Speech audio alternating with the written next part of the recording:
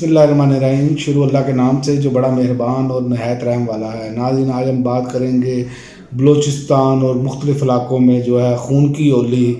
दूसरा, इमरान ख़ान का वो आ गया बयान कि कौन मेरे अगर मुझे कत्ल किया गया तो कौन ज़िम्मेदार होगा।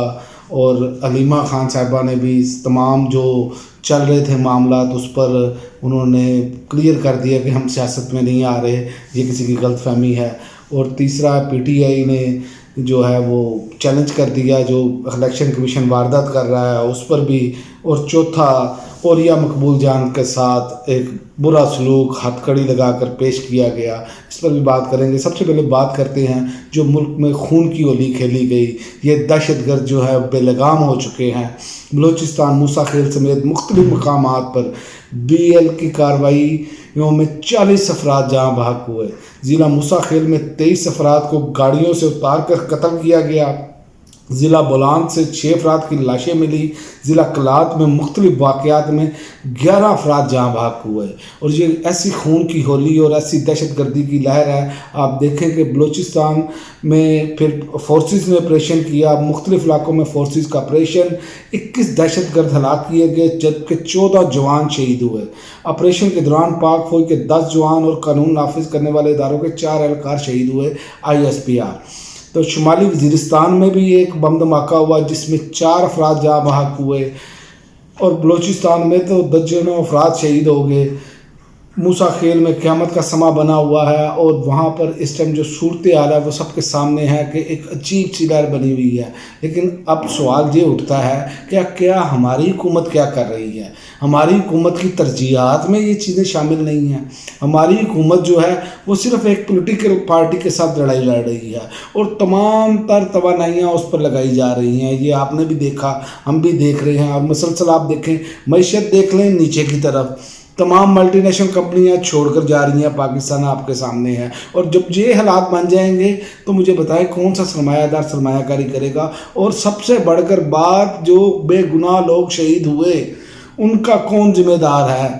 भाई ये रियासत की जिम्मेदारी है ना, लेकिन हमारे यहाँ इस पर सोचने के लिए तैयार नहीं। हमारे यहाँ तो सिर्फ वीडियोस बनानी है। ये है मियाँ साहब का विजन, ये है मियाँ साहब का विजन, ये है मरियम साहबा का विजन। ये हो रहा है। और आपने पिछले दिनों कल जो हुआ, मरियम साहिबा वो जो शहीद पुलिस एहलकारों के घर गई, वहाँ पर जो अफसोस के लिए ब्राइडल मेकअप करके गई, वो भी एक तनकीद का निशाना बनी। तो ये चीज़ें तो हमें सोचनी होंगी ना कि हमने अवाम के दर्द को कैसे समझना है।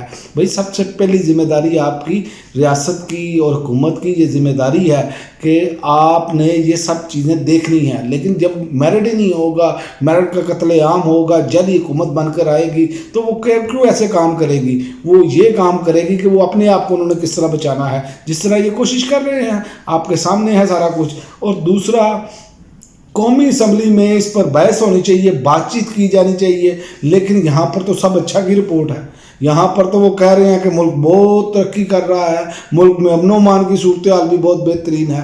तो वो तो कहते हैं हमारा विजन कामयाब, क्योंकि जैली लोग हैं, जैली हुकूमत है, फार्म 47 की हुकूमत है, मेरिट का कत्लेआम करके आए हैं। तो यही सूरत हाल होगी। बहरहाल दुआ है कि पाकिस्तान अल्लाह ताला अमन व अमान कायम हो और अमन का गहवारा बने और ये जो नसूर दहशतगर्द हैं ये अपने अंजाम को पहुँचे जो बेगुनाह लोगों को शहीद करते हैं।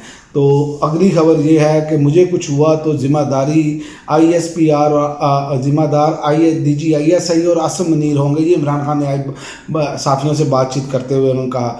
इमरान खान का कहना था कि बलूचिस्तान समेत मुल्क भर में बदअमनी और जराइम में इजाफा हो रहा है, लोग लुट रहे हैं। फार्म 47 की हुकूमत ने कोई इस्लाहात नहीं की, ना तो खराजात में कमी की और ना ही आमदनी में इजाफा किया।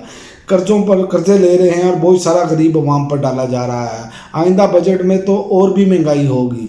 तो ये तो ऐसी सूरत हाल है और इमरान खान इससे बिल्कुल बाखबर है। और ये परेशान है कि इमरान खान की बहनें सियासत में ना आ जाएं। ये इस पर बात कर रहे हैं, नंद भाभी की पर मीडिया बातचीत चला रहा है। और बेशर्मो इस पर बात करो। ये मुल्क में जो हो रहा है, हालात ख़राब हो रहे हैं। और दूसरा जो मैशत का हाल है, जो गरीब आदमी का बुरा हाल है, उस पर सोचना चाहिए। लेकिन उस पर सोचने के लिए ये तैयार नहीं और प्रोपेगेंडा कर रहे हैं کہ علیمہ خان نے سیاست سنبھال لی اور سیاست میں آ گئی، اور انہوں نے ان کے سیاست کا میں آنے کا پر جواب دیا کہ ہم سیاست میں نہیں آ رہے، ہم بس اپنے بھائی اور لیڈر عمران خان کی جنگ لڑ رہے ہیں۔ جب کوئی عمران خان کو کوئی نقصان پہنچانے کا سوچتا ہے تو راستے میں ہم کھڑی ہوتی ہیں، یہ علیمہ خان صاحبہ کا کہنا تھا۔ تو انہوں نے تو یہ سارا بیانیہ واڑ کے رکھ دیا ہے۔